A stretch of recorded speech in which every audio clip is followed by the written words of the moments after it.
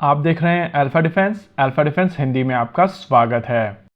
इस वीडियो के दौरान हम लोग करेंगे एक रूट कॉज एनालिसिस और समझने की कोशिश करेंगे कि मलेशिया ने LCA तेजस को सेलेक्ट क्यों नहीं किया। देखिए, जब भी हम लोग LCA के बारे में बात करते हैं या उसके एक्सपोर्ट से रिलेटेड कॉन्वर्सेशन शुरू करते हैं तो दो तरीके के ओपिनियन नॉर्मली निकल कर आते हैं। पहला, बहुत सारे लोग ये कहते हैं कि जब तक इंडियन फोर्सेस के लिए LCA तेजस नहीं बना लिए जाते हैं तब तक एक्सपोर्ट की बात करने का कोई लॉजिक नहीं है, क्योंकि उतनी तेजी से HAL इन फाइटर जेट को नहीं बना सकता है। देखिए, ये चीज हम सभी जानते हैं कि इस समय LCA तेजस को लेकर जो प्रोडक्शन कैपेसिटी है वो 24 फाइटर जेट्स है, लेकिन क्योंकि उस लेवल के ऑर्डर्स नहीं है, इस वजह से इन प्रोडक्शन फैसिलिटीज को पूरे स्विंग में चलाया नहीं जा सकता है। पर्सनली मुझे ये देखकर खुशी होती है कि आज की तारीख में जब भी कोई इस तरीके की कमेंट लिखता है तो बहुत सारे लोग उसको रेस्पॉन्ड करते हैं और ये इन्फॉर्मेशन शेयर करते हैं कि प्रोडक्शन रेट ऑर्डर के ऊपर डिपेंड करता है, ना कि ऑर्डर प्रोडक्शन रेट पर। और ये देखकर मुझे सच में बहुत खुशी होती है। यानी कि मलेशिया वाले केस में प्रोडक्शन रेट का कोई एंगल नहीं था।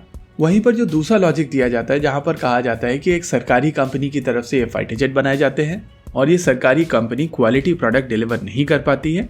देखिए, जो भी प्रोडक्ट इंडक्ट किए जाते हैं उनको पहले सर्टिफाई कराया जाता है और उसके बाद ये इंडक्शन होता है। यानी कि आपके जो पैरामीटर सेट किए गए हैं एटलीस्ट उनको मीट करने के बाद ही ये फाइटर जेट भारतीय सेना के बेड़े में शामिल किए जाएंगे। यानी कि ये जो दो लाउड कारण दिए जाते हैं ये केवल लाउड नॉइस है और इनका रियलिटी से कोई लेना देना नहीं है। पर्सनली मैंने इस तरीके की कमेंट्स के ऊपर ध्यान देना बंद कर दिया है और मैं इनको रेस्पॉन्ड अब नहीं करता हूँ। लेकिन यहाँ पर यह जरूरी है कि हम लोग इस चीज को समझें कि मलेशिया ने LCA तेजस क्यों सेलेक्ट नहीं किया है। इस चीज को समझने के लिए आइए चलते हैं समय में थोड़ा पहले और बात करते हैं उस समय के मलेशियन प्राइम मिनिस्टर के बारे में। अभी आप अपनी स्क्रीन के ऊपर जिस आदमी को देख रहे हैं, इनका नाम है महातिर मोहम्मद और ये उस समय के मलेशियन प्राइम मिनिस्टर थे। लगभग उसी समय भारत की तरफ से आर्टिकल 370 हटाया गया था। वैसे हटाया नहीं गया था, वो अमेंड किया गया था, लेकिन पॉपुलर टर्म है हटाया गया था। और उसके तुरंत बाद CAA लाया गया था। इन दोनों एक्शंस को लेकर उस समय के पाकिस्तान के प्रधानमंत्री इमरान खान की तरफ से कमेंट्स आए थे, टर्किश प्रेसिडेंट एर्दोगान की तरफ से कमेंट आए थे और महातिर मोहम्मद की तरफ से भी कमेंट्स आए थे।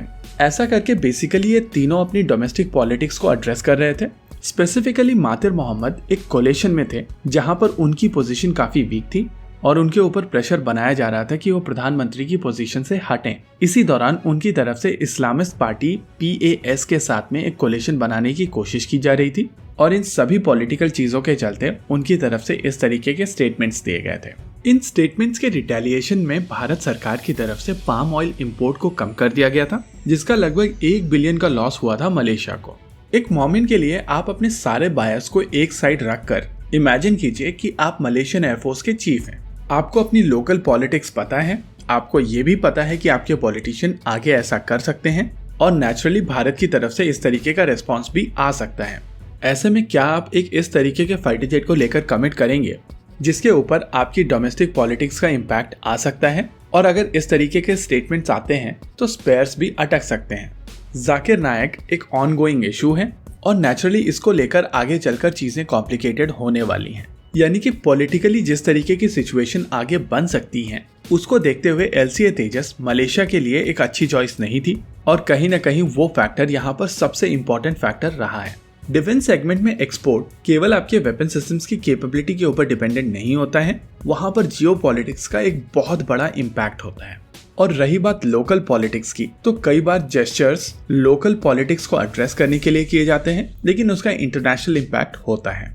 होप यहाँ पर चीजें कॉन्टेक्स्ट में आई होंगी। इसी के साथ आज के इस वीडियो में रखते हैं केवल इतना ही। वीडियो को अंत तक देखने के लिए धन्यवाद। देखते रहिए अल्फा डिफेंस। जय हिंद।